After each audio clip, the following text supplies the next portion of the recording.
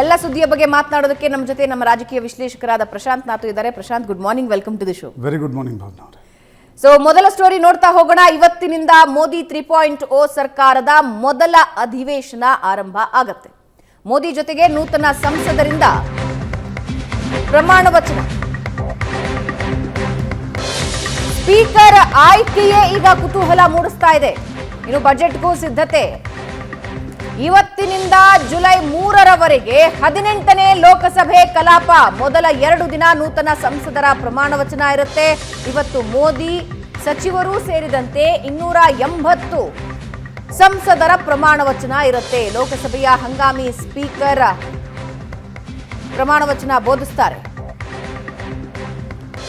ಸಂಸದರಿಗೆ ಪ್ರಮಾಣ ವಚನ ಬೋಧಿಸಿದ ನಂತರ ಜೂನ್ 26ಕ್ಕೆ ಲೋಕಸಭೆ ಸ್ಪೀಕರ್ ಆಯ್ಕೆಯ ಕಸರತ್ತು ನಡೆಯುತ್ತೆ. ಸ್ಪೀಕರ್ ಸ್ಥಾನದ ಮೇಲೆ ಟಿಡಿಪಿ, ಜೆಡಿಯು ನಾಯಕರು ಕಣ್ಣಿಟ್ಟಿದ್ದಾರೆ.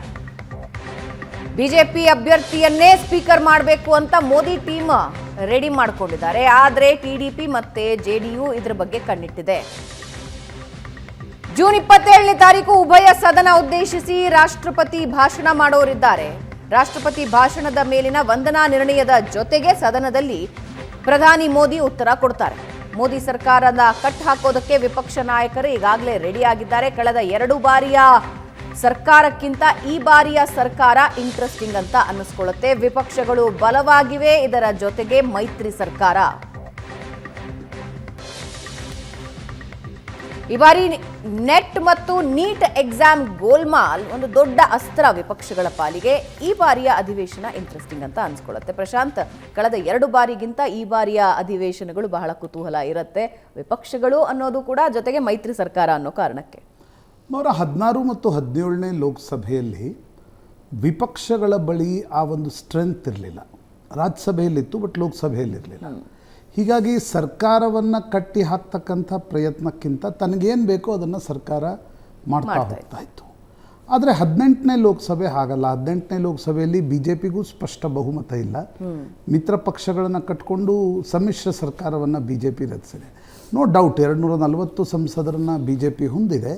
ಆದರೆ 16 ಮತ್ತು 17ನೇ ಲೋಕಸಭೆಯಲ್ಲಿ ಕಾಂಗ್ರೆಸ್ನ ಸಂಖ್ಯೆಗಳು 45 ಮತ್ತು 52 ಇದ್ವು. ಈ ಬಾರಿ ಕಾಂಗ್ರೆಸ್ನ 99 ಸಂಸದರಿದ್ದಾರೆ. ಅಂದರೆ ನಿಮ್ಮ ವಿಪಕ್ಷಗಳ ಸಾಲು ಪೂರ್ತಿ ಕಾಂಗ್ರೆಸ್ನ ಸಂಸದರು ಇರ್ತಾರೆ. ಕಳೆದ ಬಾರಿ ಹಾಗಿರಲಿಲ್ಲ. ಹೀಗಾಗಿ ಒಂದು ರಿಸರ್ಜೆಂಟ್ ವಿಪಕ್ಷವನ್ನು ಎದುರಿಸ್ತಕ್ಕಂಥ ಒಂದು ಪರಿಸ್ಥಿತಿಯಲ್ಲಿ ಸರ್ಕಾರ ಇದೆ ಅನ್ನೋದು ಸ್ಪಷ್ಟ. ಇವತ್ತು ಬೆಳಗ್ಗೆ ಭಾರತೃಹರಿ ಮೆಹತಾಬ್, ಒರಿಸ್ಸಾದ ಬಿ ಜೆ ಪಿ ಸಂಸದ, ಮೊದಲು ಬಿ ಜೆ ಡಿಯಲ್ಲಿದ್ದರು, ಈಗ ಬಿ ಜೆ ಪಿಗೆ ಬಂದಿದ್ದಾರೆ. ಕಾನ್ಸಿಕ್ಯೂಟಿವ್ 7 ಬಾರಿ ಗೆದ್ದಿದ್ದಾರೆ. 98ರಿಂದ ಹಿಡಿದು 7ನೇ ಬಾರಿ ಈಗ ಗೆದ್ದಿದ್ದಾರೆ ಅವರು. ಹೀಗಾಗಿ ಅವರನ್ನು ಪ್ರೋಟೈಮ್ ಸ್ಪೀಕರ್ ಆಗಿ ನೇಮಿಸಲಾಗಿದೆ. ಅವರು ಬೆಳಗ್ಗೆ 10 ಗಂಟೆಗೆ ರಾಷ್ಟ್ರಪತಿ ಭವನದಲ್ಲಿ ಅವರಿಗೆ ಹಂಗಾಮಿ ಸ್ಪೀಕರ್ ಆಗಿ ಪ್ರಮಾಣ ವಚನವನ್ನು ಬೋಧಿಸಲಾಗತ್ತೆ. ನಂತರ ಅವರು ಲೋಕಸಭೆಗೆ ಬಂದು 11 ಗಂಟೆಗೆ ಸದನವನ್ನು ಕರೀತಾರೆ. ಅದಾದ ಮೇಲೆ ಪ್ರಧಾನಮಂತ್ರಿ ನರೇಂದ್ರ ಮೋದಿ ಮತ್ತು ಕೇಂದ್ರ ಸಂಪುಟದ ಮಂತ್ರಿಗಳು ಮೊದಲು ಪ್ರಮಾಣ ವಚನವನ್ನು ಸ್ವೀಕರಿಸ್ತಾರೆ. ನಂತರ ಒಬ್ಬ ಪ್ಯಾನಲ್ ಆಫ್ ನೇಮ್ಸ್ಗಳನ್ನು ರಾಷ್ಟ್ರಪತಿಗಳು ನೇಮಿಸಿದ್ದಾರೆ. ಅದರಲ್ಲಿ ಸುದೀಪ್ ಬಂಡೋಪಾಧ್ಯಾಯ, ಕುನಕ್ಕುಡಿ ಸುರೇಶ್ ಇವರೆಲ್ಲ ಸೇರಿ 5 ಜನ ಇದ್ದಾರೆ. ಅವರಿಗೆ ಲೋಕಸಭಾ ಸ್ಪೀಕರ್ ಪ್ರಮಾಣ ವಚನವನ್ನು ಬೋಧಿಸ್ತಾರೆ.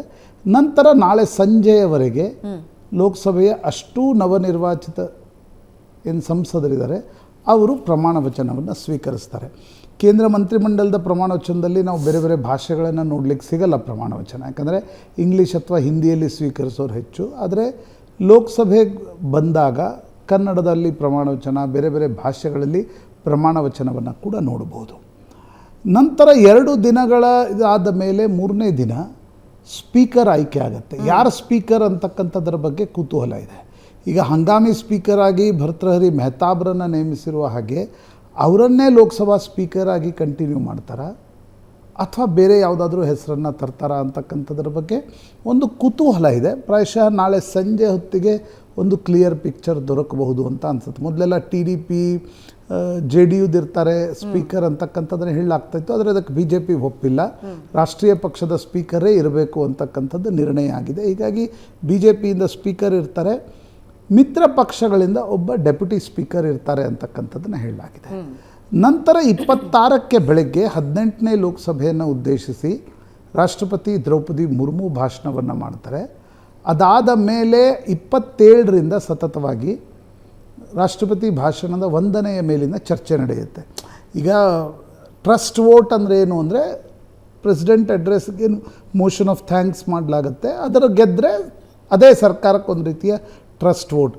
ಜುಲೈ 3ನೇ ತಾರೀಕು 2ನೇ ತಾರೀಕು ಲೋಕಸಭೆಯಲ್ಲಿ 3ನೇ ತಾರೀಕು ರಾಜ್ಯಸಭೆಯಲ್ಲಿ ಪ್ರಧಾನಮಂತ್ರಿ ನರೇಂದ್ರ ಮೋದಿ ರಾಷ್ಟ್ರಪತಿ ಭಾಷಣದ ವಂದನೆಯ ಮೇಲಿನ ಚರ್ಚೆಗೆ ಉತ್ತರವನ್ನು ಕೊಡ್ತಾರೆ. ನಂತರ ಪಾರ್ಲಿಮೆಂಟ್ ಒಂದು 20 ದಿನಗಳ ರಜೆ ಇದೆ. ಅದಾದ ಮೇಲೆ ಜುಲೈ 23ಕ್ಕೆ ಹೊಸ ಸರ್ಕಾರದ ಹೊಸ ಬಜೆಟನ್ನು, ಯಾಕಂದರೆ ಫೆಬ್ರವರಿಯಲ್ಲಿ ಲೇಖಾನುದಾನವನ್ನು 4 ತಿಂಗಳ ವೋಟ್ ಆನ್ ಅಕೌಂಟನ್ನು ನಿರ್ಮಲಾ ಸೀತಾರಾಮನ್ ತೆಗೆದುಕೊಂಡಿದ್ದರು. ಈ ಹೊಸ ಸರ್ಕಾರದ ಹೊಸ ಬಜೆಟ್ ಜುಲೈ 23ಕ್ಕೆ ಲೋಕಸಭೆಯಲ್ಲಿ ಮಂಡನೆ ಆಗಲಿದೆ. ಇವು ಕ್ಯಾಲೆಂಡರ್ ಆಫ್ ಇವೆಂಟ್ಸ್. ಆದರೆ ನಾನು ಆಗಲೇ ಹೇಳಿದಂತೆ ನೋಡಿ, ಈಗ ಪ್ರೋಟೆಮ್ ಸ್ಪೀಕರ್ ಬಗ್ಗೆ ವಿಪಕ್ಷಗಳು ಪ್ರಶ್ನೆಗಳನ್ನು ಎತ್ತಿವೆ. ಕುನಕುಡಿ ಸುರೇಶ್ 8ನೇ ಬಾರಿ MP ಇದ್ದಾರೆ. ಅವರನ್ನು ಪ್ರೋಟೆಮ್ ಸ್ಪೀಕರ್ ಆಗಿ ನೇಮಿಸಿದೆ. ಭಾರತಹರಿ ಮೆಹತಾಬ್ರನ್ನು ಯಾಕೆ ನೇಮಿಸಿದ್ರಿ ಅಂತಕ್ಕಂಥದ್ದು. ಅದಕ್ಕೆ ಸರ್ಕಾರದ ಕಡೆಯಿಂದ ಏನು ಉತ್ತರ ಬರ್ತಾ ಇದೆ ಅಂತಂದರೆ, ಇಲ್ಲ, ಕುನಕುಡಿ ಸುರೇಶ್ 2 ಬಾರಿ ಗ್ಯಾಪ್ ಆಗಿತ್ತು. 2004 ಮತ್ತು 2009 ಗ್ಯಾಪ್ ಆಗಿತ್ತು.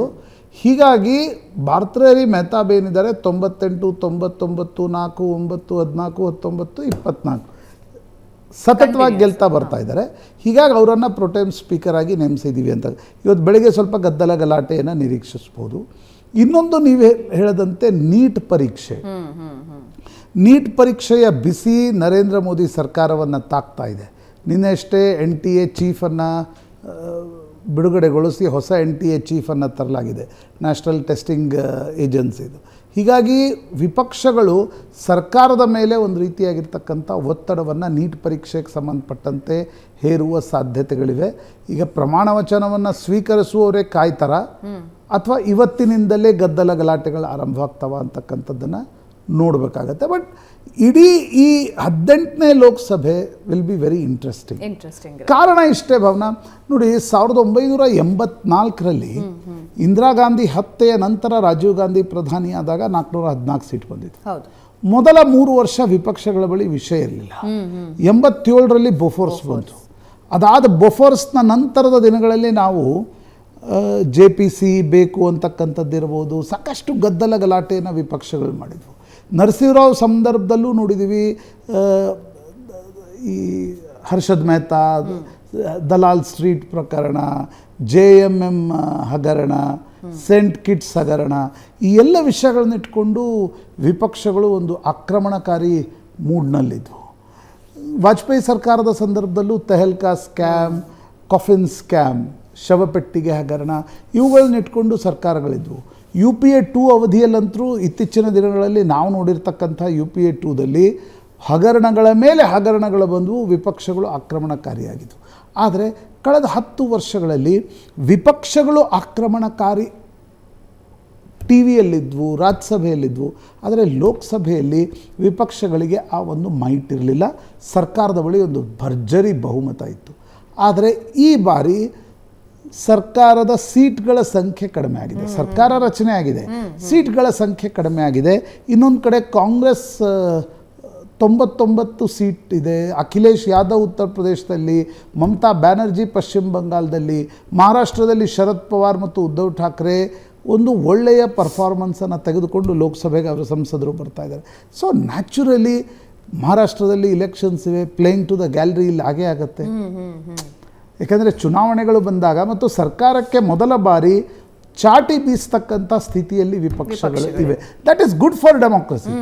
ಆದರೆ ನರೇಂದ್ರ ಮೋದಿ ಸರ್ಕಾರ 10 ವರ್ಷಗಳ ಕಾಲ ಒಂದು ಫ್ರೀ ರನ್ ಏನು ಲೋಕಸಭೆಯಲ್ಲಿ ಅನುಭವಿಸ್ತಾ ಇತ್ತು, ಎದುರಿಸ್ತಾ ಇತ್ತು, ವಿಜೃಂಭಿಸ್ತಾ ಇತ್ತು, ಅದಕ್ಕೆ ವಿಪಕ್ಷಗಳು ಎಷ್ಟರ ಮಟ್ಟಿಗೆ ಬ್ರೇಕ್ ಹಾಕ್ತವೆ ಅಂತಕ್ಕಂಥದ್ದನ್ನು ನಾವು ನೋಡಬೇಕು. ಯಾಕಂದರೆ ಸರ್ಕಾರ ಒಂದು ರೀತಿ ಏನು ಮಾಡಿದರೂ ಲೋಕಸಭೆಯಲ್ಲಿ ಸರ್ಕಾರದ್ದೇ ನಡೀತಾ ಇತ್ತು. ಆದರೆ ಈಗ ವಿಪಕ್ಷಗಳಿವೆ, ಮಿತ್ರ ಪಕ್ಷಗಳಿವೆ, ಇವುಗಳನ್ನು ಕರೆದುಕೊಂಡು ನರೇಂದ್ರ ಮೋದಿ ಸರ್ಕಾರ ಹೇಗೆ ಕೆಲಸ ನಿರ್ವಹಿಸುತ್ತೆ, that is interesting to see ಅನ್ಸತ್ತೆ. ಒಂದು ಹೊಸ ಮೋಡ್ ಅಂತಾರಲ್ಲ, ಹೊಸ ಕವಲು ದಾರಿಯಲ್ಲಿ ಭಾರತದ 10 ವರ್ಷಗಳ ಕಾಲ ಒಂದು ಬೇರೆ ದಾರಿ ಇತ್ತು. 10 ವರ್ಷಗಳ ನಂತರ ಒಂದು ಹೊಸ ಕವಲು ಒಡೆದಿದೆ. ಆ ಕವಲು ಎಲ್ಲಿಗೆ ಭಾರತದ ಪ್ರಜಾಪ್ರಭುತ್ವವನ್ನು ತೆಗೆದುಕೊಂಡು ಹೋಗುತ್ತೆ. These are all science of maturity for Indian democracy. ಅನೇಕರಿಗೆ ಈಗ BJPಯ ಅನೇಕ ಬೆಂಬಲಿಗರಿಗೆ ಒಂದು ತಿಂಗಳಿಂದ ಮಂಕಾಗಿದ್ದಾರೆ. ಕಾಂಗ್ರೆಸ್ನ ಬೆಂಬಲಿಗರು ಒಂದು ರೀತಿ ರಿಸರ್ಜೆಂಟ್ ಆಗಿದ್ದಾರೆ. ಇದು ಪಾರ್ಟ್ ಆಫ್ ಡೆಮೋಕ್ರೆಟಿಕ್ ಪ್ರೊಸೆಸ್. ಇದನ್ನು ಹೇಗೆ ಸರ್ಕಾರ ಎದುರಿಸುತ್ತೆ, ಯಾವ ರೀತಿ ಎದುರಿಸುತ್ತೆ, ಪ್ರಾಯಶಃ ಇವತ್ತು 11 ಗಂಟೆಯ ನಂತರ ಸ್ಪಷ್ಟವಾಗ್ತದೆ. ಆ್ಯಂಡ್ ಮೋದಿ ಆ್ಯಂಡ್ ಟೀಮ್ಗೂ ಕೂಡ ಈ ರೀತಿ ಮಿತ್ರ ಪಕ್ಷಗಳನ್ನು ಜೊತೆಗೆ ತಗೊಂಡು ಅವರನ್ನು ಕನ್ಸಿಡರ್ ಮಾಡಿ ಎಕ್ಸ್ಪೀರಿಯನ್ಸ್ ಅವರನ್ನು ಕೂಡ ವಿಶ್ವಾಸಕ್ಕೆ ತಗೊಂಡು ಮುಂದಕ್ಕೆ ಹೋಗೋದು ಫಾರ್ ದ ಫಸ್ಟ್ ಟೈಮ್ ಸವಾಲು. ಇದರ ಜೊತೆಗೆ ಮಿತ್ರ ಪಕ್ಷಗಳ ಜೊತೆಗೆ ಅಪೋಸಿಷನ್ಸ್ ಕೂಡ ತುಂಬಾ ಸ್ಟ್ರಾಂಗ್ ಆಗಿರೋದ್ರಿಂದ ಕತ್ತಿಯ ಮೇಲೆ ನಡಿಗೆ. 30 ವರ್ಷ ಸಮ್ಮಿಶ್ರ ಸರ್ಕಾರಗಳಿದ್ವು, 10 ವರ್ಷ ಏಕಪಕ್ಷೀಯ ಸರ್ಕಾರ ಇತ್ತು, 89ರ ನಂತರ ಸಮ್ಮಿಶ್ರ ಸರ್ಕಾರಗಳೇ ಇದ್ವು. ಹೀಗಾಗಿ ಯಾರೇ ಪ್ರಧಾನಮಂತ್ರಿ ಆದರೂ ಅವರನ್ನು ತೆಗೆದುಕೊಂಡು ಹೋಗ್ತಕ್ಕಂಥ ಅನಿವಾರ್ಯತೆ ಇತ್ತು. ಕಳೆದ 10 ವರ್ಷಗಳಲ್ಲಿ ನನಗೇನನ್ಸುತ್ತೆ, ಸರಿ ಈಗ 30-32 ಸೀಟ್ BJP ಕಡಿಮೆ ಇದೆ, ನರೇಂದ್ರ ಮೋದಿ ಏನೋ ವೀಕಾಗಿ ಕೆಲಸ ನಿರ್ವಹಿಸ್ತಾರೆ ಅಂತ ಅನ್ನಿಸ್ತಲ್ಲ, ಅವ್ರು ಜಾಯಮಾನ ಅದಲ್ಲ. ಆದರೆ ಇಂಪಾರ್ಟೆಂಟ್ ಬಿಲ್ಗಳು ಬಂದಾಗ ಹೇಗೆ ಮಿತ್ರ ಪಕ್ಷಗಳನ್ನು ವಿಶ್ವಾಸಕ್ಕೆ ತೆಗೆದುಕೊಳ್ತವೆ, ಮಿತ್ರ ಪಕ್ಷಗಳು ಹೆಂಗೆ ಯಾವುದೇ ರಾದ್ದಾಂತ ಆಗದಂತೆ, ಯಾವುದೇ ರೀತಿಯ ಒಡಕು ಹೊರಗೆ ಕಾಣಿಸದಂತೆ ಸರ್ಕಾರ ಹೇಗೆ ಕೆಲಸ ನಿರ್ವಹಿಸುತ್ತೆ. Very interesting to watch. ಈ ಬಾರಿಯ ಅಧಿವೇಶನ ಬಹಳ ಇಂಟ್ರೆಸ್ಟಿಂಗ್ ಇರುತ್ತೆ. ಚನ್ನಪಟ್ಟಣದಲ್ಲಿಯೇ ಬೈ ಎಲೆಕ್ಷನ್ ರಂಗೇರ್ತಾ ಇದೆ. ಒಂದೇ ವಾರದಲ್ಲಿ 2ನೇ ಬಾರಿಗೆ DKC ಚನ್ನಪಟ್ಟಣ ಪ್ರವಾಸ ಮಾಡ್ತಾ ಇದ್ದಾರೆ. ಇವತ್ತು ಚನ್ನಪಟ್ಟಣದಲ್ಲಿ DKC ಜನಸ್ಪಂದನ ಕಾರ್ಯಕ್ರಮ. ಬುಧವಾರ ಟೆಂಪಲ್ ರನ್ ಮಾಡಿದ್ರು, 14 ದೇವಸ್ಥಾನಗಳಿಗೆ ಭೇಟಿ ಕೊಟ್ಟಿದ್ರು. ಇವತ್ತಿನಿಂದ ಬೈ ಎಲೆಕ್ಷನ್ಗೆ ಗ್ರೌಂಡ್ ವರ್ಕ್ ಆರಂಭ ಮಾಡ್ತಾರಾ? ಚನ್ನಪಟ್ಟಣ ಬೈ ಎಲೆಕ್ಷನ್ಗೆ DKC ಅಥವಾ DK ಸುರೇಶ್ ಯಾರು ಅಖಾಡಕ್ಕಿಳಿತಾರೆ? ಲೋಕಸಭೆ ಸೋಲಿನ ಸೇಡು ತೀರಿಸಿಕೊಳ್ಳೋದಕ್ಕೆ ರಣತಂತ್ರ ಆರಂಭಿಸಿದ್ರ? ನಿನ್ನೆ ಚನ್ನಪಟ್ಟಣಕ್ಕೆ HDK ಭೇಟಿ ಬೆನ್ನಲ್ಲೇ ಇವತ್ತು DKC ಜನಸ್ಪಂದನ ಕಾರ್ಯಕ್ರಮದ ಮೂಲಕ ಎಂಟ್ರಿ ಕೊಡ್ತಾ ಇದ್ದಾರೆ.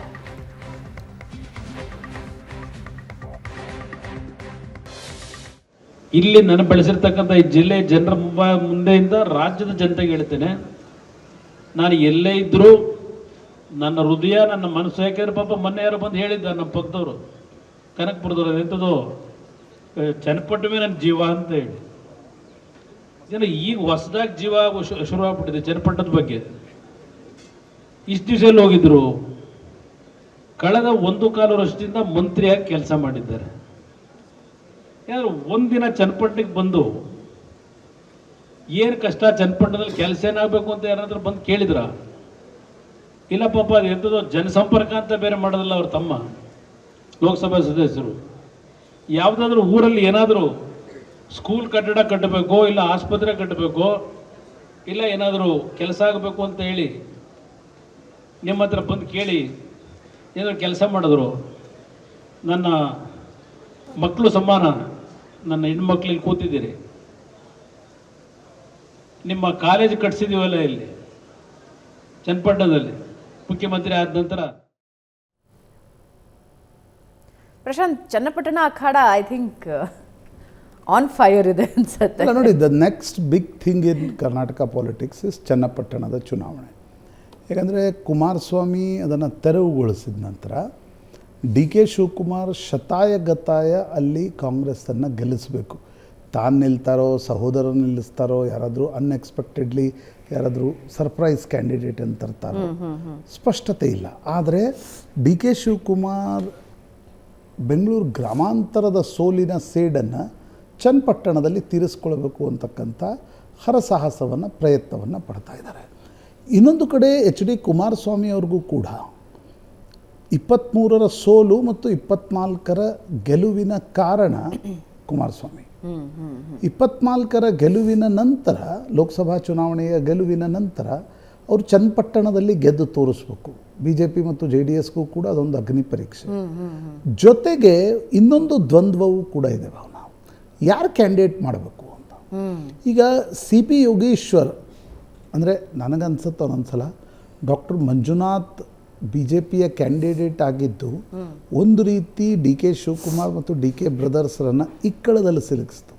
ಯಾಕಂದರೆ ದೇವೇಗೌಡರ ಅಳಿಯ BJPಯ ಟಿಕೆಟು ಒಂದು ಕಡೆ JDSನವರು ಕೆಲಸ ಮಾಡ್ತಾರೆ, ಇನ್ನೊಂದು ಕಡೆ BJPಯವರು ಕೆಲಸ ಮಾಡ್ತಾರೆ. DK ಸುರೇಶ್ ಸೋತು ಹೋದರು. ಸಿ ಪಿ ಯೋಗೇಶ್ವರರನ್ನ JDS ಟಿಕೆಟ್ ಮೇಲೆ ಇಳಿಸ್ತಾರಾ ಅಂತಕ್ಕಂಥ ಚರ್ಚೆಗಳು ಕೂಡ ನಡೆದಿವೆ. ಅಂದರೆ ಈಗ ನಾಟ್ ಹಾರ್ಸಸ್ ಮೌತ್ ಕೇಳಿಲ್ಲ, ಬಟ್ ಹೊರಗಡೆಯಿಂದ ಆ ರೀತಿಯ ಚರ್ಚೆಗಳು ನಡೀತಾ ಇವೆ. ತೀರ್ಮಾನವನ್ನು ಇನ್ನೂ ತೆಗೆದುಕೊಂಡಿಲ್ಲ. ಯಾಕಂದರೆ ಸಿ ಪಿ ಯೋಗೇಶ್ವರ್ ಒಂದು ವೇಳೆ JDS ಕ್ಯಾಂಡಿಡೇಟ್ ಆದರೆ JDSನ ಮತಗಳು ಬಂದೇ ಬರ್ತವೆ, ಜೊತೆಗೆ ಸಿ ಪಿ ಯೋಗೇಶ್ವರರ ವೈಯಕ್ತಿಕ ಮತಗಳು ಕೂಡ ಇವೆ. He will be a formidable candidate. ಅದಕ್ಕೆ ಸಿ ಪಿ ಯೋಗೇಶ್ವರ್ ಒಪ್ತಾರಾ, ಕುಮಾರಸ್ವಾಮಿ ಒಪ್ತಾರಾ, ಇದು ಮುಂದಿನ ಪ್ರಶ್ನೆ.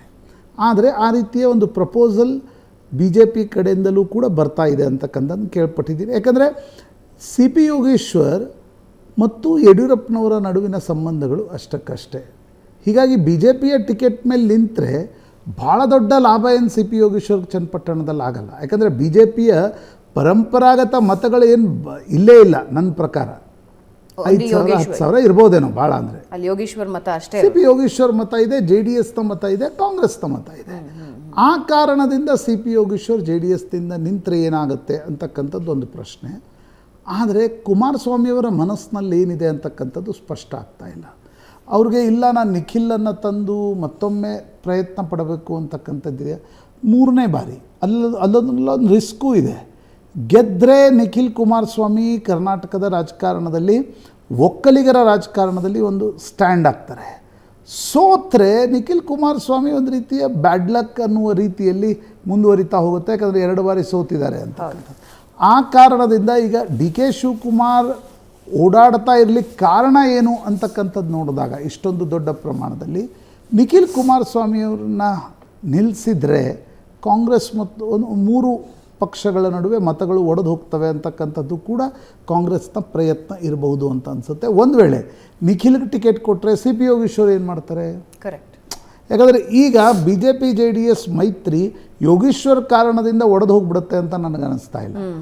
ಆ ಪರಿಸ್ಥಿತಿಯಲ್ಲಿ ಒಂದು ವೇಳೆ ನಿಖಿಲ್ ಕುಮಾರಸ್ವಾಮಿಯವರನ್ನೇ ಕುಮಾರಸ್ವಾಮಿ ನಿಲ್ಲಿಸಿದರೆ ಸಿ ಪಿ ಯೋಗೇಶ್ವರ್ಗೆ ಕಾಂಗ್ರೆಸ್ಗೆ ಹೋಗೋದು ಬಿಟ್ಟು ಬೇರೆ ಅವಕಾಶ ಇದೆ ಅಂತ ನನಗನ್ನಿಸ್ತಾ ಇಲ್ಲ. ಆ ಕಾರಣದಿಂದ ದಿಸ್ ಇಸ್ ವೆರಿ ಇಂಟ್ರೆಸ್ಟಿಂಗ್ ಚುನಾವಣೆ ಭವನ. ಒಂದು ಕಡೆ ನಿಖಿಲ್ ಕುಮಾರಸ್ವಾಮಿಯವರನ್ನು ಕುಮಾರಸ್ವಾಮಿ ಸೆಟ್ ಮಾಡಬೇಕು.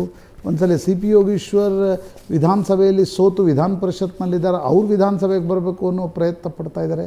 ಇನ್ನೊಂದು ಕಡೆ DK ಶಿವಕುಮಾರ್ಗೆ ಟ್ವಿನ್ ಆಬ್ಜೆಕ್ಟಿವ್ಸ್ ಇವೆ. DK ಸುರೇಶ್ರನ್ನು ಪೊಲಿಟಿಕಲಿ ಅಕಾಮಿಡೇಟ್ ಮಾಡಬೇಕು ಬೆಂಗಳೂರು ಗ್ರಾಮಾಂತರದ ಸೋಲಿನ ನಂತರ.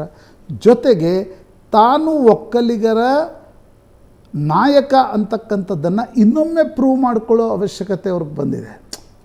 ಯಾಕಂದರೆ ಒಕ್ಕಲಿಗರ ರಾಜಕಾರಣದಲ್ಲಿ 23ಕ್ಕೆ ಅವರು ಒಂದು ರೀತಿಯ ಎಜ್ಜನ್ನು ತೆಗೆದುಕೊಂಡಿದ್ದರು.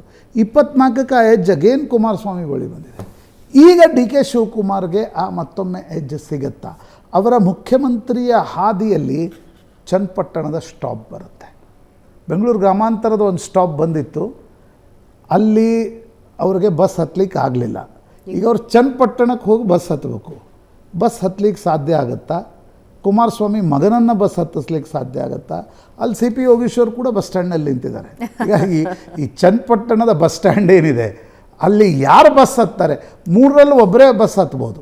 ಅವ್ರು ಯಾರು ಬಸ್ ಹತ್ತಾರೆ ಅನ್ನೋದು very crucial and very important for Karnataka politics ಅಂತ ಅನಿಸುತ್ತೆ ಭಾವನ.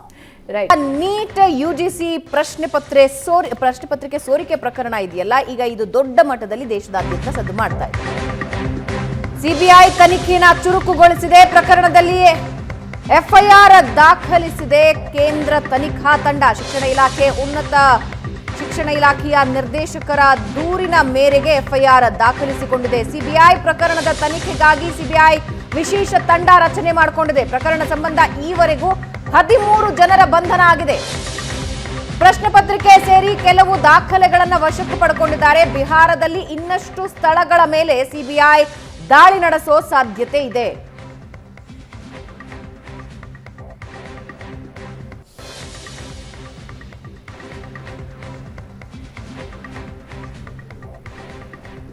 ಪ್ರಶಾಂತ್, ಓವರ್ ಆಲ್ ಪ್ರಕರಣದ ಡೀಟೇಲ್ಸ್ ಅನ್ನ ವೀಕ್ಷಕರು ಕೊಡೋದಾದ್ರೆ ಹೌ ಇಟ್ ಹ್ಯಾಪನ್, ಹೆಂಗೆ ನಡೀತು ಈ ಅಕ್ರಮ?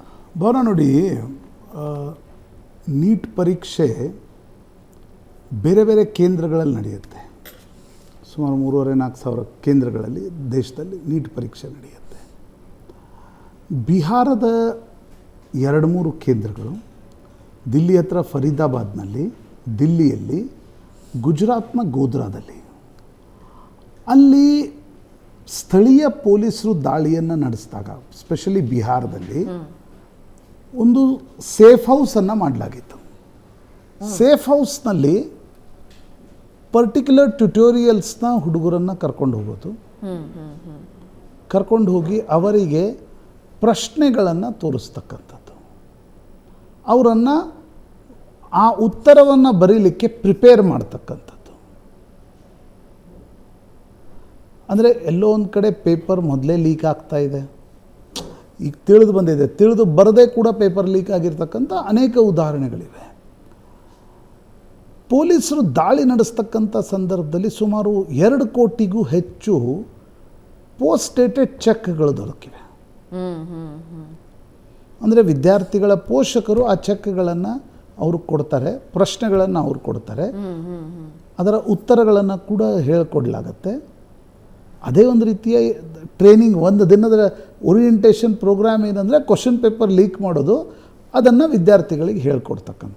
ಈಗ ಅವತ್ತೇ ನಡೀತಾ, ಹಿಂದಿನ ದಿನ ನಡೀತಾ, ಆದರೆ ಸಾಕಷ್ಟು ಕೇಂದ್ರಗಳಲ್ಲಿ ಪೇಪರ್ಗಳು ಲೀಕ್ ಆಗ್ತಾ ಇವೆ. ಭಾವನಾ, ಇದೊಂದು ಹೊಸ ಪಿಡುಗು ಇದು. ಮೊದಲುಗಳು ಪೇಪರ್ ಲೀಕ್ ಆಗ್ತಾ ಇದ್ವು, ಆದರೆ ಸೋಷಿಯಲ್ ಮೀಡಿಯಾಗಳು ಬಂದ ನಂತರ ಆ ಪೇಪರ್ ಲೀಕ್ನ ಪ್ರೊಸೆಸ್ ಏನಿದೆ ಅದು ತುಂಬ ಸ್ಪೀಡಾಗಿ ಆಗ್ತಾ ಇದೆ. ಮೊದಲು ಈಗ ಬೆಂಗಳೂರಿನಲ್ಲಿ ಪೇಪರ್ ಲೀಕ್ ಆದರೂ ಕೂಡ ನಿಮ್ಗೆ ಹುಬ್ಳಿಯಲ್ಲಿ ತಲುಪಬೇಕಾದ್ರೆ physically you have to go to Hubli, ಸಾಧ್ಯ ಆಗ್ತಾ ಇರಲಿಲ್ಲ. ಈಗ ಹಾಗಲ್ಲ, ನಿಮ್ಗೆ 5 ನಿಮಿಷಕ್ಕೆ ಒಂದು ಸೆಕೆಂಡ್ಸಲ್ಲಿ ನೀವು ಅದನ್ನು ಬೇರೆ ಬೇರೆ ಕೇಂದ್ರಗಳಿಗೆ ತಲುಪಿಸ್ಬೋದು. ಇನ್ನೊಂದು, ಸ್ಪರ್ಧಾತ್ಮಕ ಪರೀಕ್ಷೆಗಳನ್ನು ಎದುರಿಸಲಿಕ್ಕೆ ಈ ಕೋಚಿಂಗ್ ಇನ್ಸ್ಟಿಟ್ಯೂಟ್ಗಳು ಏನು ಹುಟ್ಕೊಂಡಿವೆ, ನಾನು ಎಲ್ಲ ಕೋಚಿಂಗ್ ಇನ್ಸ್ಟಿಟ್ಯೂಟ್ಗಳನ್ನು ಜನರಲೈಸ್ ಮಾಡಿ ಹೇಳ್ತಾ ಇಲ್ಲ, ಆದರೆ ಕೆಲ ಕೋಚಿಂಗ್ ಇನ್ಸ್ಟಿಟ್ಯೂಟ್ಗಳು ಹುಟ್ಕೊಂಡಿದ್ದೇ ಪೇಪರ್ ಲೀಕ್ ಮಾಡಿ ನಾವು PSI ಹಗರಣದಲ್ಲಿ ಏನು ನೋಡಿದ್ವಿ, ಕಲಬುರಗಿ ಆ ಭಾಗದಲ್ಲಿ ಅನೇಕ ಕೋಚಿಂಗ್ ಇನ್ಸ್ಟಿಟ್ಯೂಟ್ಗಳು PSI ಪರೀಕ್ಷೆಯ ಲೀಕ್ ಮಾಡ್ತಾ ಇದ್ವು. ದೊಡ್ಡ ಪ್ರಮಾಣದ ಹಣ ಇದೆ. ನ್ಯಾಚುರಲಿ ನೀಟ್ ನಿಮಗೆ 18-19 ಲಕ್ಷ ವಿದ್ಯಾರ್ಥಿಗಳು ಈ ಬಾರಿ ನೀಟ್ ಪರೀಕ್ಷೆ ಕುಳಿತಿದ್ದಾರೆ.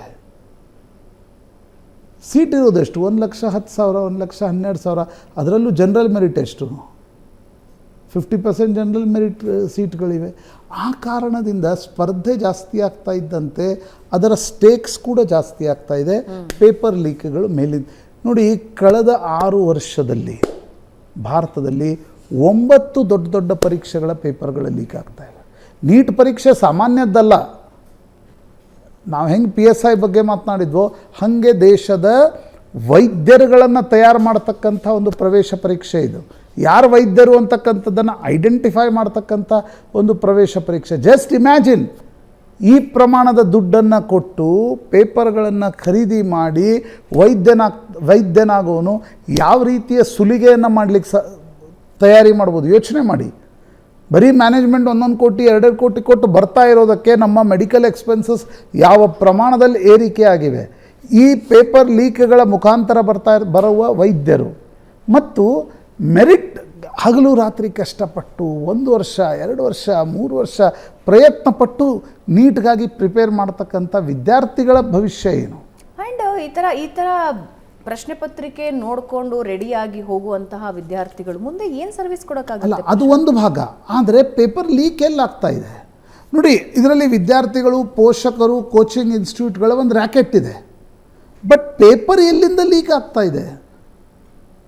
ನೀವು ಫುಲ್ ಪ್ರೂಫ್ ಪೇಪರ್, ಈಗ CET ಪೇಪರ್ ಲೀಕ್ ಆಗಿದೆ ಉದಾಹರಣೆಗಳು ನನಗಂತೂ ಕರ್ನಾಟಕದಲ್ಲಿ ಕಂಡಿಲ್ಲ. ನಿಮ್ಮ ಕಂಡಿವೆಯಾ? CET ಪರೀಕ್ಷೆ ಅಂದರೆ ಫುಲ್ ಪ್ರೂಫ್ ಪರೀಕ್ಷೆಗಳನ್ನು ನಡೆಸಲಿಕ್ಕೆ ಕರ್ನಾಟಕದಂಥ ರಾಜ್ಯಕ್ಕೆ ಸಾಧ್ಯವಾಗ್ತಾ ಇದ್ದರೆ ನೀವು ನೀಟ್ ಪರೀಕ್ಷೆಯಲ್ಲಿ ಅದನ್ನು ನಡೆಸಲಿಕ್ಕೆ ಯಾಕೆ ಸಾಧ್ಯ ಆಗ್ತಾ ಇಲ್ಲ? You have constituted a national testing agency. National testing ಏಜೆನ್ಸಿಯ ಯಾವ ಅಧಿಕಾರಿಗಳೇ ಇದರಲ್ಲಿ ಭಾಗಿಯಾಗಿದ್ದಾರೆ ಅನ್ನೋದು ಸ್ಪಷ್ಟವಾಗಿ ಮೇಲ್ನೋಟಕ್ಕೆ ಗೊತ್ತಾಗ್ತಾ ಇದೆ. ನೀವು ಅವರನ್ನು ನಿನ್ನೆ, ಅಂದರೆ 1 ತಿಂಗಳ ನಂತರ ನಿನ್ನೆ ನ್ಯಾಷನಲ್ ಟೆಸ್ಟಿಂಗ್ ಏಜೆನ್ಸಿಯ ಮುಖ್ಯಸ್ಥರನ್ನು ಬದಲಾಯಿಸಿ ಪ್ರದೀಪ್ ಸಿಂಗ್ ಖರೋಲಾ, ಕರ್ನಾಟಕದಿಂದ IAS ಅಧಿಕಾರಿ ಏನಿದ್ರು ರಿಟೈರ್ಡ್, ಅವರನ್ನು ಈಗ ಹಂಗಾಮಿ ನ್ಯಾಷನಲ್ ಟೆಸ್ಟಿಂಗ್ ಏಜೆನ್ಸಿಯ ಮುಖ್ಯಸ್ಥರಾಗಿ ನೇಮಿಸಲಾಗಿದೆ. You just imagine. ನಾನು ನಿನ್ನೆ ಯಾರ ಹತ್ರನೋ ಮಾತಾಡ್ತಾ ಇದ್ದೆ, ಯಾವ ತಂದೆ ತಾಯಿಗಳ ಮಕ್ಕಳು ಈ ಪರೀಕ್ಷೆಯನ್ನು ಪ್ರಾಮಾಣಿಕತೆಯಿಂದ ಎದುರಿಸಿದ್ದಾರೋ ಆ ಮಕ್ಕಳ ತಲೆಯಲ್ಲಿ ಏನು ಓಡ್ತಾ ಇರ್ಬೋದು ಯೋಚನೆ ಮಾಡಿ. ಹೌದು, ಅವ್ರ ತಂದೆ ತಾಯಿಗಳು ಇವತ್ತಿನ ದಿನಮಾನಗಳಲ್ಲಿ ಬರೀ ವಿದ್ಯಾರ್ಥಿಗಳು ಕಷ್ಟಪಡಲ್ಲ, ಪಾಪ ಅವ್ರ ತಂದೆ ತಾಯಿಯವರು ಕಷ್ಟಪಡ್ತಾರೆ. 1ನೇ ತಾಯಿಂದಲೇ ಅವ್ರ ಕಷ್ಟ ಶುರು ಆಗುತ್ತೆ. ಆ ಪರಿಯ ಹೋಮ್ವರ್ಕು, ನಂತರ ನೀಟ್ವರೆಗೆ, ಇಂಜಿನಿಯರಿಂಗ್ ಎಂಟ್ರೆನ್ಸ್ವರೆಗೆ. ಈ ಪೇಪರ್ ಲೀಕ್ ಹಗರಣ ನನಗೆ ನಾವೆಲ್ಲ ಚಿಕ್ಕವರಿದ್ದ ಕಾಲೇಜಿನಲ್ಲಿದ್ದಾಗ ಈ ಅಖಿಲ ಭಾರತೀಯ ವಿದ್ಯಾರ್ಥಿ ಪರಿಷತ್ ಎಲ್ಲ ಬೀದಿಗೆ ಬಂದು ಹೋರಾಟ ಮಾಡ್ತಾ ಇದ್ದರು. ಇವತ್ತು ಅವ್ರು ಎಲ್ಲಿದ್ದಾರೆ ನನಗಂತೂ ಕಾಣ್ತಾ ಇಲ್ಲ. BJP ಸರ್ಕಾರ ಇದೆ ಅನ್ನೋ ಕಾರಣಕ್ಕೋಸ್ಕರ ಮನೆಯಲ್ಲಿ ಕೂತಿದ್ದಾರ, ಸೈಲೆಂಟ್ ಆಗಿದ್ದಾರ. ವಿದ್ಯಾರ್ಥಿ ಸಂಘಟನೆಗಳು ಏನು ಮಾಡ್ತಾ ಇವೆ? ನನಗನ್ಸುತ್ತೆ ಇದೊಂದು ಸಾಮಾಜಿಕ ಪಿಡುಗು. ಕಳೆದ 5 ವರ್ಷಗಳಲ್ಲಿ 9 ರಿಂದ 10 ರಾಜ್ಯಗಳ ಎಕ್ಸಾಮಿನೇಷನ್, ಸ್ಪೆಷಲಿ ಉತ್ತರ ಭಾರತದಲ್ಲಿ ಇದು ಜಾಸ್ತಿ ಆಗ್ತಾ ಇದೆ. ಕರ್ನಾಟಕದಲ್ಲೂ ನಾವು PSI ಸ್ಕ್ಯಾಮ್ನಲ್ಲಿ ನೋಡಿದ್ವಿ. ADGP ಲೆವೆಲ್ನ ಅಧಿಕಾರಿಯೇ ಅದರಲ್ಲಿ ಶಾಮೀಲಾಗಿದ್ದರು. ಅವರು ಶಾಮೀಲಾಗದೆ ಈ ಪೇಪರ್ ಲೀಕ್ ಆಗಲಿಕ್ಕೆ ಸಾಧ್ಯ ಇಲ್ಲ. ನ್ಯಾಷನಲ್ ಟೆಸ್ಟಿಂಗ್ ಏಜೆನ್ಸಿಯ ಮುಖ್ಯ ಅಧಿಕಾರಿಗಳು ಭಾಗಿಯಾಗದೆ ಈ ರೀತಿ ಪೇಪರ್ಗಳು ಲೀಕ್ ಆಗಲಿಕ್ಕೆ ಸಾಧ್ಯ ಇಲ್ಲ. ಸರಿ, ಕೋಚಿಂಗ್ ಇನ್ಸ್ಟಿಟ್ಯೂಟ್ಗಳು ಬೋಲಿ ಹಚ್ಬೋದು, 1 ಕೋಟಿ 2 ಕೋಟಿ 3 ಕೋಟಿ, ಆದರೆ ಟೆಸ್ಟಿಂಗ್ ಏಜೆನ್ಸಿ ಅಂತ ಏನು ಮಾಡಲಾಗಿದೆ, ನಟ ಆ ಅಧಿಕಾರಿಗಳು ಏನು ಮಾಡ್ತಾ ಇದ್ರು? ಯಾರೋ ಅಲ್ಲಿಂದಲೇ ಲೀಕ್ ಮಾಡಿರಬೇಕು, ಇಲ್ಲಾಂದರೆ ಲೀಕ್ ಆಗಲಿಕ್ಕೆ ಹೇಗೆ ಸಾಧ್ಯ? ಮತ್ತು ಇವತ್ತಿನ ಸೋಷಿಯಲ್ ಮೀಡಿಯಾ ಕಾಲದಲ್ಲಿ ಲೀಕ್ ಮಾಡೋದಷ್ಟು ಸುಲಭ ಇದೆಯೋ, ಲೀಕ್ ಮಾಡದೆ ಪರೀಕ್ಷೆ ನಡೆಸ್ತಕ್ಕಂಥದ್ದು ಕೂಡ ಟೆಕ್ನಾಲಜಿ ಇದೆ. ಆ ಟೆಕ್ನಾಲಜಿಯನ್ನು ಬಳಸ್ಬೋದು. ಇವತ್ತು ದೊಡ್ಡ ದೊಡ್ಡ ಪರೀಕ್ಷೆಗೆ, ಆಫ್ಟರ್ 10th ಪರೀಕ್ಷೆಗೆ ಆ ಟೆಕ್ನಾಲಜಿಯನ್ನು ಬಳಸಿ ಅದನ್ನು ಕ್ವಶನ್ ಪೇಪರ್ಸ್ಗಳನ್ನು ಆಯಾ ಮೂಮೆಂಟ್ನಲ್ಲಿ ಕೊಡ್ತಕ್ಕಂಥ ಅವಶ್ಯಕತೆ ಇದೆ ಅಂತ ನನಗನ್ಸುತ್ತೆ. ನೀವು ಹಳೆ ಕಾಲದಲ್ಲಿ 10th ಎಕ್ಸಾಮ್ ಹೆಂಗೆ ಬರ್ತಾಯಿತ್ತು ಪೇಪರ್ಸು, ಇಲ್ಲಿ ಕರ್ನಾಟಕ ಪರೀಕ್ಷಾ ಮಂಡಳಿ ಪೇಪರ್ ಕಳಿಸ್ತಾ ಇತ್ತು, ಅಲ್ಲಿ ಖಜಾನೆಯಲ್ಲಿ ಇಡ್ತಾಯಿದ್ರು, ಎಲ್ಲಿ ಬೇರೆ ಬೇರೆ ಊರುಗಳಲ್ಲಿ, ಡಿಸ್ಟ್ರಿಕ್ಟ್ ಸೆಂಟರ್ಸ್ಗಳಲ್ಲಿ. ಬೆಳಿಗ್ಗೆ 9 ಗಂಟೆ 8:30ವರೆಗೆ ಟೀಚರ್ಸಿಗೆ ಕೊಡ್ತಾ ಇರಲಿಲ್ಲ. 9 ಗಂಟೆಗೆ ಟೀಚರ್ಸಿಗೆ ಪೇಪರ್ ಕೊಡ್ತಾಯಿದ್ರು, 10:30ವರೆಗೆ ಅವ್ರು ಶಾಲೆಗೆ ತಲುಪ್ತಾ ಇದ್ರು. ಆವಾಗಲೂ ಲೀಕ್ ಆಗಿಲ್ಲ ಅಂತ ನಾನು ಹೇಳ್ತಾ ಇಲ್ಲ, ಆದರೆ ಇವತ್ತಿನ ಸಂದರ್ಭದಲ್ಲಿ ಇಂಥ ದೊಡ್ಡ ದೊಡ್ಡ ಪರೀಕ್ಷೆಗಳ ಪೇಪರ್ಗಳು ಲೀಕ್ ಆಗ್ತಾ ಇರ್ತಕ್ಕಂಥದ್ದು ರಾಜ್ಯ ಇರಲಿ ಕೇಂದ್ರ ಇರಲಿ ಎರಡೂ ಸರ್ಕಾರಗಳಿಗೆ ಒಂದು ರೀತಿಯ ಕಳಂಕವನ್ನು ತರ್ತಾ ಇವೆ. ಉತ್ತರ ಭಾರತದಲ್ಲಿ ರಾಜಸ್ಥಾನ್, ಮಧ್ಯಪ್ರದೇಶ್, ಛತ್ತೀಸ್ಗಢ ದೊಡ್ಡ ದೊಡ್ಡ ಸ್ಕ್ಯಾಮ್ ಯಾವುದು? Paper leak scam. ಯಾಕಂದರೆ ಈಗ ಮೆಡಿಕಲ್ನಲ್ಲಿ ನೀವು ಮ್ಯಾನೇಜ್ಮೆಂಟ್ ಕೋಟಾ ತೆಗೆದುಕೊಂಡ್ರೆ MBBSಗೆ 18 ಲಕ್ಷ ಏನೋ ಇದೆ. ನೀಟ್ ನಂಬರ್ಸ್ ಬಂದರೆ ಮಾತ್ರ. ನೀವು ಕರ್ನಾಟಕದಲ್ಲಿ ನೋಡಿ 18 ಲಕ್ಷ 19 ಲಕ್ಷ ಇದೆ ವಿತ್ ನೀಟ್ ನಂಬರ್ಸ್. ನಾನು ಹೇಳ್ತಾ ಇರೋದು ಇಲ್ಲಿ 10 ಲಕ್ಷ 5 ಲಕ್ಷ 6 ಲಕ್ಷ 7 ಲಕ್ಷ ಖರ್ಚು ಮಾಡಿದರೆ ಪೇಪರ್ ಲೀಕ್ ಆದರೆ ನಿಮ್ಮ ನಂಬರ್ಸ್ ಈಗ ನೋಡಿ 720 ಬಂತು. ಎಷ್ಟು ಜನರಿಗೆ ಬಂತು ರೀ? 67 ಜನರಿಗೆ 720 ನಂಬರೇ ಬಂತು. ಅದರಲ್ಲಿ 50 ಜನ ಗ್ರೇಸ್ ಮಾರ್ಕ್ಸ್ ತೆಗೆದುಕೊಂಡ್ರು. ಯಾಕೆ? ಒಂದು ಕ್ವಶನ್ಗೆ 2 ಆನ್ಸರ್ ಇತ್ತು ಅಂತ ಹೇಳಾಯಿತು, ಜೊತೆಗೆ ಅವ್ರಿಗೆ ಟೈಮ್ ಕಡಿಮೆ ಸಿಕ್ತು ಅಂತ. ಆ ಗ್ರೇಸ್ ಮಾರ್ಕ್ಸ್ಗಳು ಆ 50 ಜನರಿಗೆ ಯಾಕೆ ದೊರಕ್ತು?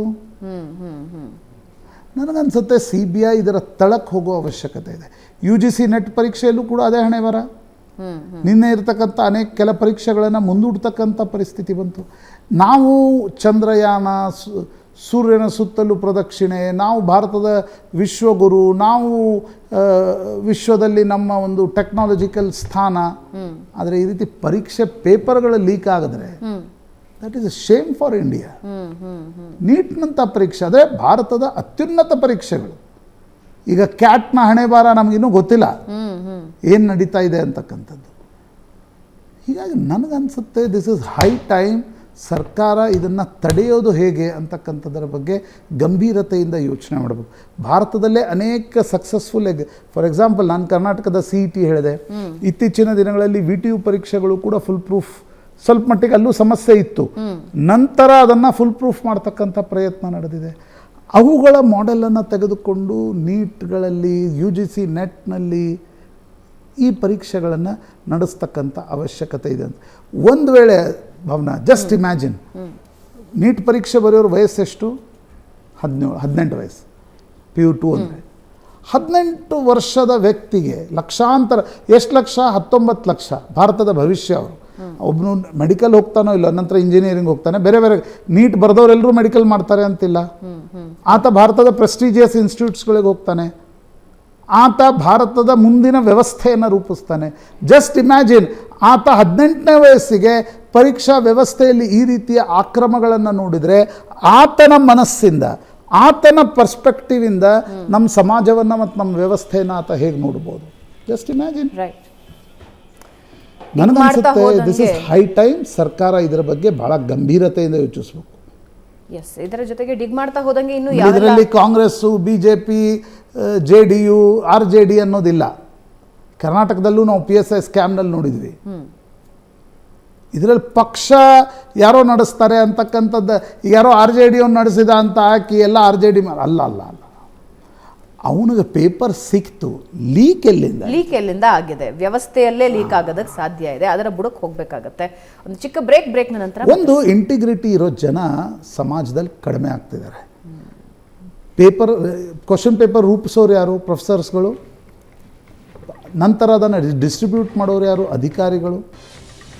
ಈ ನಮ್ಮ ಸಮಾಜದ ಬಹುದೊಡ್ಡ ಪಿಡುಗಿರ್ತಕ್ಕಂಥದ್ದು ಭಾವನಾ, ಎಲ್ಲ ಕ್ಷೇತ್ರಗಳಲ್ಲಿ ಇಂಟಿಗ್ರಿಟಿ ಇರೋ ಜನ ಕಡಿಮೆ ಆಗ್ತಾ ಇದ್ದಾರೆ.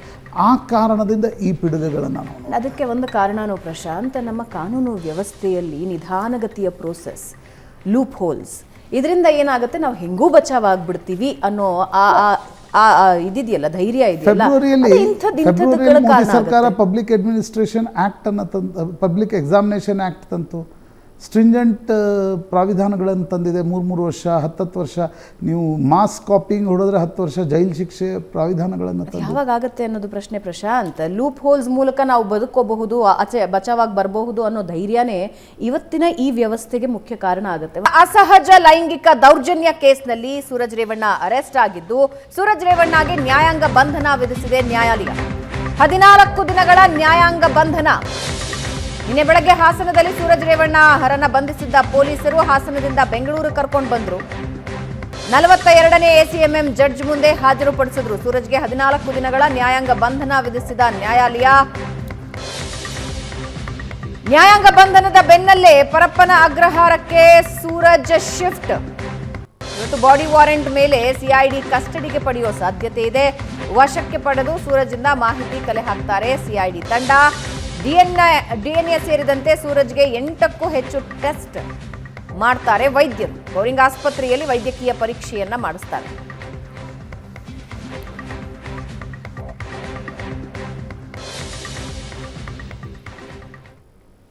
Prashant, what's happening?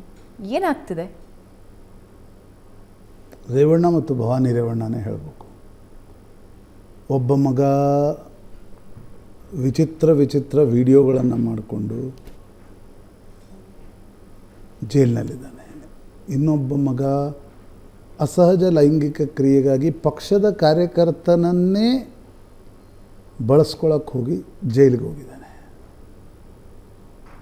ಬರೀ ಅವರು ಭವಾನಿ ರೇವಣ್ಣ ಮಕ್ಕಳಲ್ಲ, ದೇವೇಗೌಡರ ಮೊಮ್ಮಕ್ಕಳು. ಅಂದರೆ ಎಷ್ಟು ವೈಚಿತ್ರಗಳು ನಡೀತಾ ಇವೆ ಅನ್ನೋದನ್ನು ನೋಡಿದರೆ ಒಂದು ರೀತಿ ಅಸಹ್ಯ ಅನಿಸುತ್ತೆ. ಈ ಅನೇಕ ವಿಚಾರಗಳು ಮೊದಲಿಂದಲೂ ಕೂಡ ಸಾರ್ವಜನಿಕವಾಗಿ ಚರ್ಚೆ ಆಗ್ತಾಯಿದ್ವು. ಆದರೆ ಈಗ ಲೋಕಸಭಾ ಚುನಾವಣೆಯ ನಿಮಿತ್ತದ ಕಾರಣದಿಂದ ಅವು ಹೊರಗಡೆ ಬರ್ತಾ ಇವೆ.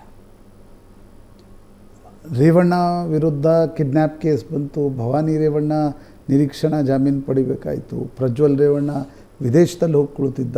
ಆತನನ್ನು ಭಾರತಕ್ಕೆ ಬಂದ ಮೇಲೆ ಬಂಧಿಸಿ ಈಗ ನ್ಯಾಯಾಂಗ ಬಂಧನಕ್ಕೆ ಕೊಡಲಾಗಿದೆ. ಅದು 3ನೇನೋ 4ನೇ ಕೇಸಲ್ಲಿ ವಿಚಾರಣೆ ನಡೀತಾ ಇದೆ. ಇಷ್ಟು ಆಗ್ತಾ ಇದ್ದಂತೆ ಸೂರಜ್ ರೇವಣ್ಣ ಪ್ರಕರಣ. ನೀವು ಕಳೆದ 1.5 ತಿಂಗಳಿಂದ ಕರ್ನಾಟಕದ ಒಟ್ಟಾರೆ ಪರಿಸ್ಥಿತಿ ನೋಡಿ. ಬಾರಿಂಗ್ ಇಲೆಕ್ಷನ್ ಬಿಟ್ಟರೆ ನಮ್ಮ ಮೇನ್ ಸ್ಟ್ರೀಮ್ ಸುದ್ದಿಗಳು ಏನು ಬರ್ತಾ ಇವೆ? ಕರೆಕ್ಟ್. ಪ್ರಜ್ವಲ್ ರೇವಣ್ಣ ಎಷ್ಟು ವಿಡಿಯೋಗಳು? 2980 3000 ಎಷ್ಟೋ ವಿಡಿಯೋಗಳು, ಅರೌಂಡ್ 3000. ಪ್ರಜ್ವಲ್ ರೇವಣ್ಣ ಜೊತೆ ಪೊಲೀಸ್ ಇನ್ಸ್ಪೆಕ್ಟರ್ ಆದವರು, ಪ್ರಜ್ವಲ್ ರೇವಣ್ಣ ಜೊತೆ ಅಧಿಕಾರಿಗಳು, ಪಾಪ ಮನೆಯಲ್ಲಿ ಕೆಲಸ ಮಾಡೋರು ವಿಡಿಯೋಗಳು ಬಹಿರಂಗಗೊಂಡವು. ಈಗ ಸೂರಜ್ ರೇವಣ್ಣ ತೋಟದ ಮನೆಗೆ ಪಕ್ಷದ ಕಾರ್ಯಕರ್ತನನ್ನು ಕರೆಸ್ಕೊಂಡು ಲೈಂಗಿಕ ದೌರ್ಜನ್ಯ ಎಸಗತಕ್ಕಂಥ ಪ್ರಯತ್ನ ಮಾಡಿದ ಅನ್ನೋದು ಆರೋಪ. ನಾನು ಅನ್ನೋದು ಏನೇನು ಆರೋಪಗಳು ಬರ್ತಾ ಇವೆ. ದರ್ಶನ್ ಕರ್ನಾಟಕದ ನಂಬರ್ 1 ಸ್ಥಾನದಲ್ಲಿರ್ತಕ್ಕಂಥ ನಟ ಮರ್ಡರ್ ಮಾಡಿ ಒಳಗೆ ಹೋಗ್ತಕ್ಕಂಥದ್ದು. ನನಗೆ ಅನಿಸುತ್ತೆ ಸಮ್ವೇರ್ ಕರ್ನಾಟಕದ ಸೋಷಿಯಲ್ ಗೆ ಸವಾಲು ಒಡ್ತಕ್ಕಂಥದ್ದು, ಕರ್ನಾಟಕದ ಸೋಷಿಯಲ್ ಫ್ಯಾಬ್ರಿಕ್ಕನ್ನು ವಿಚಿತ್ರ ಪರಿಸ್ಥಿತಿಗೆ ದೂಡ್ತಕ್ಕಂಥ ಘಟನೆಗಳು ಬೆಳಕಿಗೆ ಬರ್ತಾ ಇವೆ. ನಾನು ಘಟನೆಗಳು ಬೆಳಕಿಗೆ ಬರ್ತಾ ಇರೋದೇ ತಪ್ಪು ಅಂತ ಇಲ್ಲ, ಆದರೆ ಈ ರೀತಿಯ ಘಟನೆಗಳು ಈಗ ದೇವೇಗೌಡರ ಮೊಮ್ಮಕ್ಕಳು ಸರಿಯಪ್ಪ ಯಾವುದೋ ಒಂದು ಅಧಿಕಾರದಲ್ಲಿದ್ದಾರೆ, ಏನೋ ಒಂದು ಆರೋಪ ಬರುತ್ತೆ, ಅನೇಕ ಬಾರಿ ತನಿಖೆ ನಡೆಯುತ್ತೆ, ಅದು ವಿಷಯ ಬೇರೆ. ದೇವೇಗೌಡರ ಮೇಲೂ 83ರಲ್ಲಿ ರಾಮಕೃಷ್ಣ ಹೆಗಡೆ ಮುಖ್ಯಮಂತ್ರಿ ಆದ ತಕ್ಷಣ ಲೋಕಾಯುಕ್ತ ತನಿಖೆಗೆ ಆದೇಶ ಮಾಡಿದರು. ದೇವೇಗೌಡರು ರಾಜೀನಾಮೆ ಕೊಟ್ಟರು. ಅವಾಗ ಆ ಸಂಘರ್ಷ ಬೇರೆ, ಇದು ಯಾವ ರೀತಿಯ ಸಂಘರ್ಷ, ಇದು ಯಾವ ರೀತಿಯ ಅಂದರೆ ನನಗೆ ಅರ್ಥ ಆಗಿಲ್ಲ. ಸೂರಜ್ ಮತ್ತು ಪ್ರಜ್ವಲ್ ರಾಜಕಾರಣವನ್ನು ಏನಂತ ತಿಳ್ಕೊಂಡಿದ್ದಾರೆ. ಈಗ ಪ್ರಜ್ವಲ್ ನೋಡಿ ಕನ್ವಿಕ್ಟ್ ಆಗ್ತಾರೋ ಇಲ್ವೋ ಅದು ಮುಂದಿನ ವಿಚಾರ ಭಾವನ, ಆದರೆ ನಿಮ್ಮ ಮೇಲೆ ಬರ್ತಾ ಇರತಕ್ಕಂಥ ಆರೋಪಗಳೇ, ನಿಮ್ಮ ಫ್ಯಾಮ್ಲಿನೇ ಅದನ್ನು ಸ್ವತಃ HD ಕುಮಾರಸ್ವಾಮಿ ಪ್ರಜ್ವಲ್ ಬಗ್ಗೆ ಹೇಳಿದರು, ನನಗೂ ಅದಕ್ಕೂ ಸಂಬಂಧ ಇಲ್ಲ. ನಿನ್ನ ಸೂರಜ್ ಬಗ್ಗೆ ಕೇಳಿದಾಗ ನನಗೆ ಯಾಕೆ ಕೇಳ್ತೀರಿ, ಅವ್ರಿಗೆ ಹೋಗಿ ಕೇಳಿ ಅಂತ ಹೇಳಿದರು. ಅಂದರೆ ನಿಮ್ಮ ಅಪ್ಬ್ರಿಂಗಿಂಗ್, ನಿಮ್ಮ ಸಂಸ್ಕಾರಗಳ ಬಗ್ಗೆ, ನೀವು ಬದುಕನ್ನು ಏನಂತ ತಿಳ್ಕೊಂಡಿದ್ದೀರಿ ಅನ್ನುವುದರ ಬಗ್ಗೆ ಪ್ರಶ್ನಾರ್ಥಕ ಚಿಹ್ನೆಗಳಿರ್ತವೆ. ಎಲ್ಲವೂ ಜೀವನದಲ್ಲಿ ಇದ್ದಿದ್ದೆ, ಜೀವನದಲ್ಲಿ ಎಲ್ಲವೂ ಇದ್ದಿದ್ದೆ. ನಮ್ಮ ಜೊತೆಗೆ ಹಾಸನದ ರಿಪೋರ್ಟರ್ ಇದ್ದಾರೆ, ಅವ್ರನ್ನ ಲೈವಲ್ಲಿ ಮಾತಾಡ್ಸೋಣ. ಹರೀಶ್, ಹರೀಶ್ ಏನು ನಡೀತಾ ಇದೆ ಇದು? ಒಂದು ಕಡೆ ಪ್ರಜ್ವಲ್ ಮೇಲೆ ಬೇರೆ ಪ್ರಕರಣ, ಒಂದು ಕಡೆ ಸೂರಜ್ ಮೇಲೆ ಇನ್ನೊಂದು ಪ್ರಕರಣ. ಪ್ರಶಾಂತ್, ಇದು JDS ನಾಯಕರ ಜೊತೆಗೆ HD ದೇವೇಗೌಡರ ಕುಟುಂಬವು ತಲೆ ತಗ್ಗಿಸುವಂತ ಪ್ರಕರಣ ಇದಾಗಿದೆ. ತಾವು ಹೇಳ್ತಾ ಇದ್ರಿ, ಹೌದು, ರಾಜಕೀಯವಾಗಿ ಅವರ ವಿರುದ್ಧ ಷಡ್ಯಂತ್ರ ಅಥವಾ ರಾಜಕೀಯ ಷಡ್ಯಂತ್ರ ಅಂತ ಈಗ ಹೇಳ್ತಿದ್ರು ಸಹ ಈ ರೀತಿ ಅತ್ಯಾಚಾರ ಪ್ರಕರಣಗಳು, ಆ ರೀತಿ ಜೊತೆಗೆ ಈ ರೀತಿ ಸಲಿಂಗ ಕಾಮ ಲೈಂಗಿಕ ದೌರ್ಜನ್ಯ ಪ್ರಕರಣದಂತ ಆರೋಪಗಳು ಬಂದಾಗ ಅದನ್ನ ಒಂದ್ ರೀತಿ ಎದುರಿಸೋದು JDS ನಾಯಕರಿಗೆ ಕಷ್ಟ ಅನ್ನೋ ರೀತಿ ಅದಕ್ಕೆ ಸಾಕ್ಷಿ HD ಕುಮಾರಸ್ವಾಮಿ ಅವರು ಆ ವಿಷಯವನ್ನ ಅವ್ರ ಬಾಯಿಂದ ಮಾತಾಡೋಕೆ ರೆಡಿ ಇಲ್ಲ. ಆ ರೀತಿ ಒಂದು ಪರಿಸ್ಥಿತಿಯನ್ನ ಈಗ ರೇವಣ್ಣ ಅವರ ಮಕ್ಕಳು ಸೂರಜ್ ರೇವಣ್ಣ ಇರ್ಬೋದು, ಪ್ರಜ್ವಲ್ ರೇವಣ್ಣ ತಂದೊಡ್ಡಿದ್ದಾರೆ. ಇದು ಸಲಿಂಗ ಲೈಂಗಿಕ ದೌರ್ಜನ್ಯ ಪ್ರಕರಣ ಆಗಿರೋದ್ರಿಂದ ಈ ರೀತಿಯ ಪ್ರಕರಣ ಆರೋಪಗಳು ಕೇಳಿ ಬಂದಾಗ ಅದನ್ನ ಎದುರಿಸೋದು ಹೇಗೆ ಅನ್ನುವಂತಹ ಒಂದು ಸಂಕಷ್ಟದ ಸ್ಥಿತಿ ದೇವೇಗೌಡರ ಕುಟುಂಬಕ್ಕಿದೆ. ಯಡಿಯೂರಪ್ಪನವರು CM ಆದಂತ ಸಂದರ್ಭದಲ್ಲಿ ರೇವಣ್ಣವರ ಅಕ್ರಮ ಆಸ್ತಿಯ ಬಗ್ಗೆ ತನಿಖೆಗೆ ಆದೇಶವನ್ನು ಮಾಡಿದ್ರು. ಆ ರೀತಿ ಆರೋಪಗಳು ಬಂದಾಗ ಅದನ್ನ ಎದುರಿಸೋದಕ್ಕೆ ಎಲ್ಲ ರೆಡಿ ಇರ್ತಾರೆ. ಆದ್ರೆ ಅತ್ಯಾಚಾರ ಪ್ರಕರಣ ಇರ್ಬೋದು, ಈ ರೀತಿ IPC 377 ಅಡಿ ಪ್ರಕರಣ ದಾಖಲಾಗಿರ್ತಕ್ಕಂಥ ಈ ಆರೋಪಗಳನ್ನ ಎದುರಿಸೋದು ಒಂದು ರೀತಿ ಸಂಕಷ್ಟದ ಒಂದು ಪರಿಸ್ಥಿತಿ. HD ರೇವಣ್ಣ ಅವರು ಹೇಳ್ತಾ ಇದ್ದಾರೆ ಇದು ರಾಜಕೀಯ ಷಡ್ಯಂತ್ರ ಅಂತ. ಆದ್ರೆ ಈ ಸಂದರ್ಭಕ್ಕೆ ಆ ಮಾತನ್ನು ಹೊರತುಪಡಿಸಿ ಇನ್ನೇನು ಹೇಳಲಿಕ್ಕೆ ಸಾಧ್ಯ ಇಲ್ಲ ಪ್ರಶಾಂತ್. ಇದು ರಾಜಕೀಯ ಷಡ್ಯಂತ್ರ ಇರ್ಬೋದು, ಮತ್ತೊಂದಿರ್ಬೋದು, ಆದ್ರೆ ಈ ಆರೋಪಗಳು ಮತ್ತೆ ಈ ಪ್ರಕರಣದ ದೂರುಗಳು ಇರ್ತಕ್ಕಂಥದ್ದನ್ನ ಹರೀಶ್, ಕಳೆದ ಒಂದು ತಿಂಗಳಿನಿಂದ ಹರೀಶ್ ನಾನು ಈ ಆರೋಪಗಳ ಬಗ್ಗೆ ಈಗ ನಾವು ಚರ್ಚೆ ಮಾಡಿದ್ದೀವಿ. ಕಳೆದ ಒಂದು ತಿಂಗಳಿನಿಂದ ಹಾಸನದಲ್ಲಿರ್ತಕ್ಕಂಥ ದೇವೇಗೌಡರ ಕಾರ್ಯಕರ್ತ ಏನು ಮಾತಾಡ್ತಾ ಇದ್ದಾನೆ? ಪ್ರಶಾಂತ್, ಈ ಪ್ರಕರಣ ಅತ್ಯಾಚಾರ ಪ್ರಕರಣ ಇರುವ ನಂತರದಲ್ಲಿ ಒಂದು ತಿಂಗಳಿಂದ ತಾವು ಕೇಳಿದಂತ ಪ್ರಶ್ನೆಗೆ ಹೇಳೋದಾದ್ರೆ, ಒಂದು ತಿಂಗಳಿನಿಂದ ಒಂದ್ ರೀತಿ ಅಡಕತ್ತರಿಗೆ ಅವರು ಅಭಿಮಾನಿಗಳು ಸಿಗಾಕೊಂಡಂತ ಪರಿಸ್ಥಿತಿ ಇದೆ. ಹೊರಗಡೆ ಬಂದು ಮಾತಾಡಕ್ ಆಗ್ತಿಲ್ಲ. ಅವರ ಸ್ನೇಹಿತರ ಜೊತೆನೂ ಸಹ ಈ ವಿಷಯಗಳನ್ನ ಸಮರ್ಥನೆ ಮಾಡ್ಕೊಳ್ಳಾರ್ದಂತ ಸ್ಥಿತಿ. ಇನ್ನು ಜೊತೆಗೆ ಆಕ್ಟಿವ್ ಆಗಿ ಪಾರ್ಟಿಯಲ್ಲಿ ಗುರುತಿಸ್ಕೊಳ್ಳಿಕ್ಕೂ ಸಹ ಓಡಾಟವನ್ನ ರಾಜಕೀಯವನ್ನ ಮಾಡಲಾರ್ದಂತಹ ಒಂದು ಸಂದಿಗ್ಧ ಪರಿಸ್ಥಿತಿಗೆ HD ದೇವೇಗೌಡರ ಅಭಿಮಾನಿಗಳಿರ್ಬೋದು, ಅವರ ಫಾಲೋವರ್ಸ್ ಇರ್ಬೋದು, JDS ಕಟ್ಟ ಬೆಂಬಲಿಗರು ಎಲ್ಲರೂ ಸಹ ಒಂದು ರೀತಿಯ ಸಂದಿಗ್ಧ ಪರಿಸ್ಥಿತಿಗೆ ತಳ್ಳಲ್ಪಟ್ಟಿದ್ದಾರೆ. ಅವ್ರಿಗೀಗ ಕಾಫಿ ಕುಡಿಬೇಕಾದ್ರೂ ಸಹ ಅವರ ಸ್ನೇಹಿತರ ಜೊತೆ ಇದನ್ನ ಸಮರ್ಥನೆ ಮಾಡ್ಕೊಳ್ಳಾರ್ದಂತ ಒಂದು ಅತಂತ್ರ ಸ್ಥಿತಿ, ಸಂದಿಗ್ಧ ಪರಿಸ್ಥಿತಿ ಕಟ್ಟ JDS ಬೆಂಬಲಿಗರಿಗೆ ಉಂಟಾಗಿರ್ತಕ್ಕಂಥದ್ದು. ಇದನ್ನ ಯಾವ ರೀತಿ ಅವರು ಸಮರ್ಥನೆ ಮಾಡ್ಕೊಳ್ಳಿಕ್ಕೂ ಸಾಧ್ಯ ಆಗ್ತಾ ಇಲ್ಲ. ಭವಿಷ್ಯ ಮಾರ್ಕ್ ಮಾಡಿರೋದು, ರಾಜಕೀಯ ಮಾಡಿರ್ಬೋದು, ಈ ತರದೆಲ್ಲ ಹೇಳ್ತಾ ಹೋದ್ರು ಸಹ ಇದನ್ನ ಎದುರಿಸಲಾರದಂತ ಸ್ಥಿತಿ ಈಗ ಕಟ್ಟ ಬೆಂಬಲಿಗರಿದೆ. Thank you very much Harish. ಇನ್ನೂ ಏನೇನು ನೋಡಬೇಕು ಭಾವನಾ, ಆದರೆ ರೇವಣ್ಣನವರ ಮಕ್ಕಳ ಮನೆಗೆ ಹೆಣ್ಮಕ್ಳು ಬರೋದು ಕಷ್ಟ ಇದೆ, ಗಂಡು ಮಕ್ಕಳು ಬರೋದು ಕಷ್ಟ ಇದೆ. ಆ ವಿಚಿತ್ರ ಸ್ಥಿತಿಗೆ ರೇವಣ್ಣನವರ ಮನೆ ಇವತ್ತು ತಲುಪಿದೆ. ಅಂದರೆ ನಾನು ಆರೋಪಗಳ ದೃಷ್ಟಿಯಿಂದ ಹೇಳ್ತಕ್ಕಂಥದ್ದು, ವಿಪರೀತ ಅಧಿಕಾರ, ವಿಪರೀತ ದುಡ್ಡು, ಯೌವನ ಮತ್ತು ಅಹಂಕಾರ. ಇದು ಅಹಂಕಾರಗಳು ದುರಹಂಕಾರಗಳು ಬರಲಿಕ್ಕೆ ಪ್ರಮುಖವಾಗಿರ್ತಕ್ಕಂಥ ಕಾರಣ. ರೈಟ್. ಇದೇ ಸುದ್ದಿಯೊಂದಿಗೆ ಇವತ್ತಿನ ಚರ್ಚೆ ಮುಗಿಸೋಣ. ಪ್ರಶಾಂತ್, ಧನ್ಯವಾದ ಚರ್ಚೆಯಲ್ಲಿ ಭಾಗಿಯಾಗಿದ್ದಕ್ಕೆ. ವೀಕ್ಷಕರೇ, ಇದು ಇವತ್ತಿನ ನ್ಯೂಸ್ ಅವರ್ ಮಾರ್ನಿಂಗ್ ಎಡಿಷನ್. ನೇರ, ದಿಟ್ಟ, ನಿರಂತರ ಸುದ್ದಿಗಾಗಿ ನೋಡ್ತಾ ಇರಿ ಏಷ್ಯಾನೆಟ್ ಸುವರ್ಣ ನ್ಯೂಸ್.